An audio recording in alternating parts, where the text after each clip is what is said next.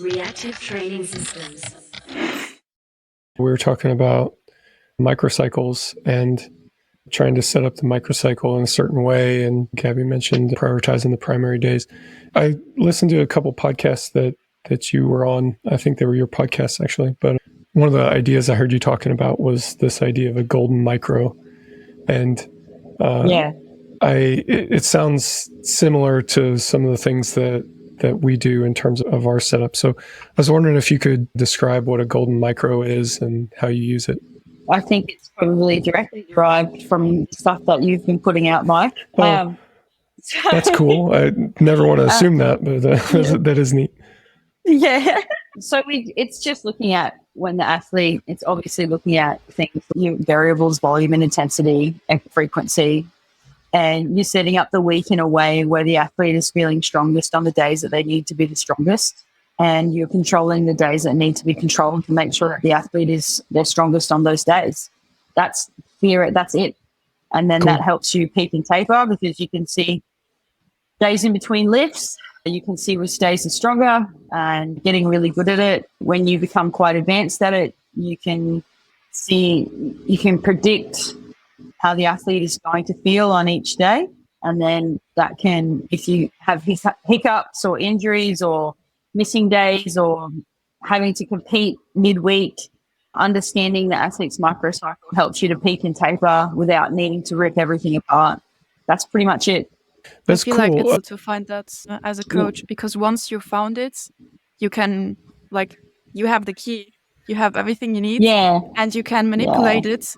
Because what I like to do is once I find it, I don't like to do a lot of changes from block to block. Yep. And the changes that I do, I know exactly afterwards if they worked or not. If they worked, that's even better because then we can improve it over time. If they didn't work, then we learn something new again. So it's always useful data. But I was wondering if you ever completely deviate from the golden micro, because it can change over time, but sometimes athletes also just need variety in their program. I do, but I'll keep the basic structure pretty similar in terms of I'll ask the athlete how much deviation do you want? If it's something 100% completely different, it's like you have that conversation, whether or not. Otherwise, I'm just changing variations. I'm changing rep schemes. I'm changing those types of things with the idea of I'm making my way back to that golden microcycle when we're ready to go. But I understand that sometimes things change and how you make your way back there can also influence how the micro is running. So I think all changes are a little bit risky.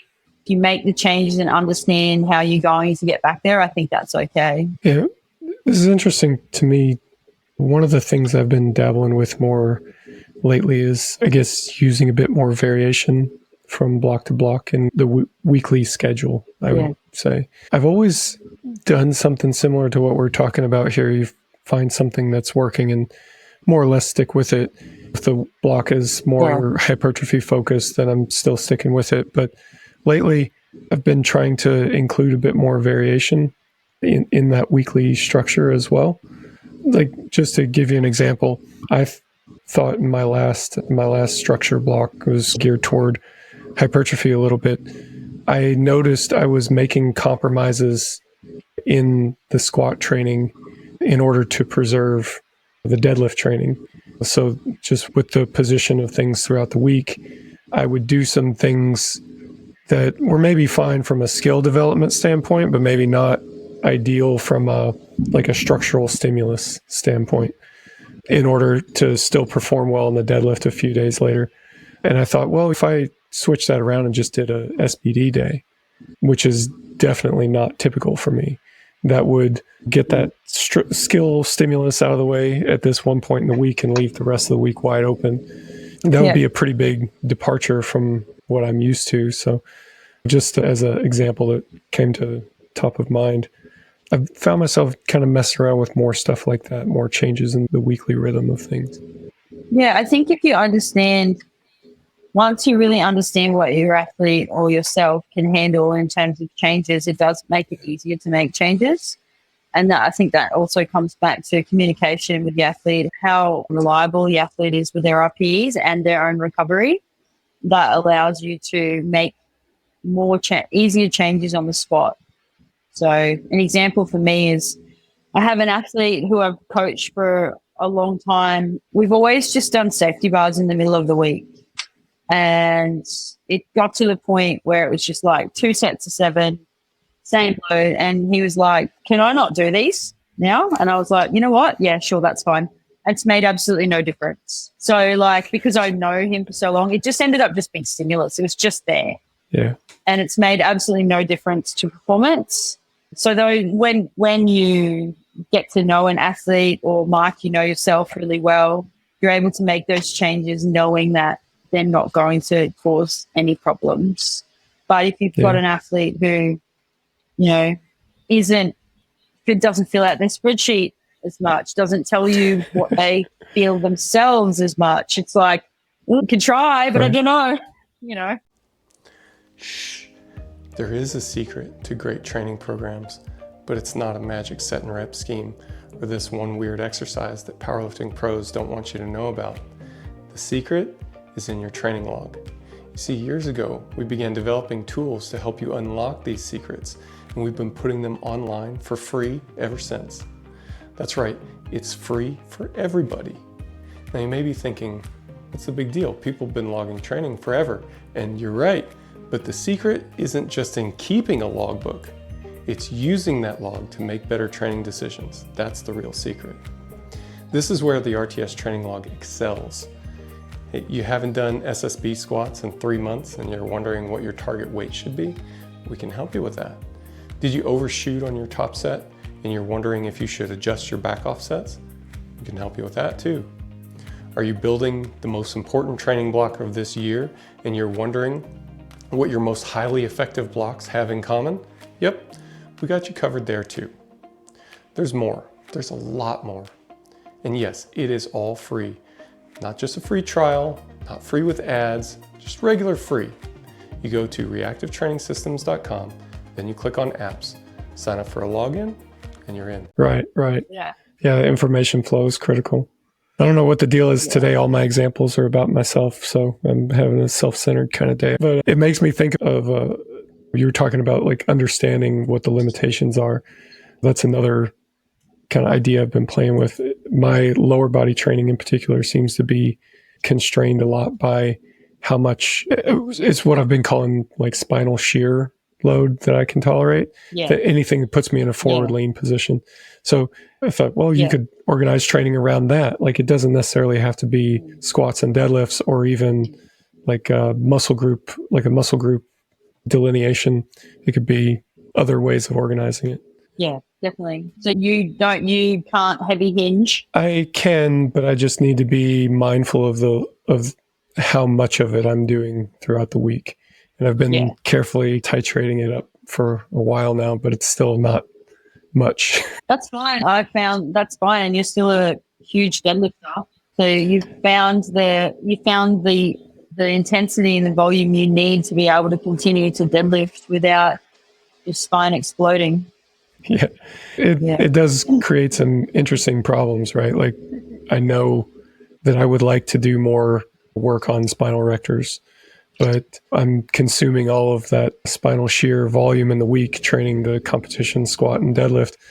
So you go, well, how do you choose an accessory exercise for spinal rectors that doesn't involve flexing or extending your spine at all? And they're like, well, you're constrained in some weird ways with that. But I think the medium-term answer is just to work on increasing that capacity so you can tolerate more. That's where I just like, how do you train your biceps if you can't flex your elbow? Like, well, you can't. Nah, isometrics. Yeah, that's where front squats have been. We're going to do a long segment here on helping me in my training, which I appreciate. But that's where front squats have been really helpful for me. It's just, it seems like having the load somewhat in front, spinal rectors seem to get a pretty good stimulus from it. It has more carryover to my deadlift than it does to my squat. Yeah. Makes sense with the way, which is good. It's also interesting because, Mike, you have the track R sheet, which helps you in your decision making and it basically breaks down training into like all of the muscles, all of the different stressors. Whereas Kelly, you also offer individualized training, but when I looked at your training sheet, it's actually very simple. Like a lot of coaches have like all of the fancy stuff, they have the graphics, it looks really nice, but it doesn't mean that you have any less of an overview, because you have a pretty good overview of what kind of loads and what progress is going on in your athlete's training journey. So how did you come up with this? Like, because you're also you're not even using estimated run rep maxes, for example. I just think it's just a different way. I think some coaches and programs like to have all the tracking stuff. I think for us, we do focus on, and I think it's just a different way of retaining information. It's definitely the athletes who fill out their sheet with us and who are honest with their RPEs and who communicate really well are the ones that do quite well.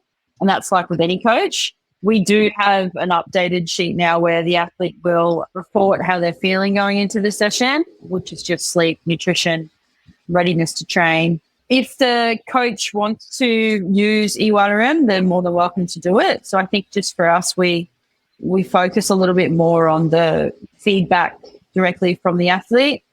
And if we need information around tracking, we'll get that in the ways that suits us, suits the coaches individually, if that makes sense.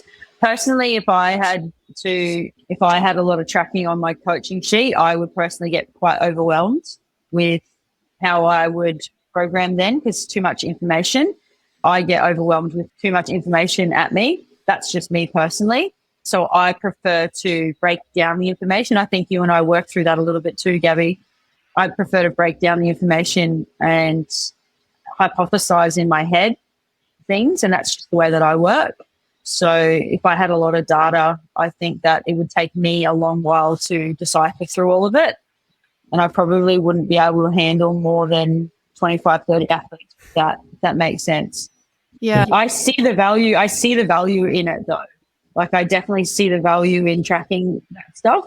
I think all coaches track it. We just track it in different ways, if that makes sense. Yeah. And you also need to know how to use it. For example, with the estimated run rep max, it's very individualized. So in the beginning, when you start working with an athlete, you still need to get to know them, track all of the data. But I remember that at some point we started talking about the load drops, because you tend to prescribe load drops based on the top sets, right? So load that you did for the top set. There are plenty of different ways to prescribe load drops. For example, you can also just work with, let's say, 75% based on the estimated run rep max.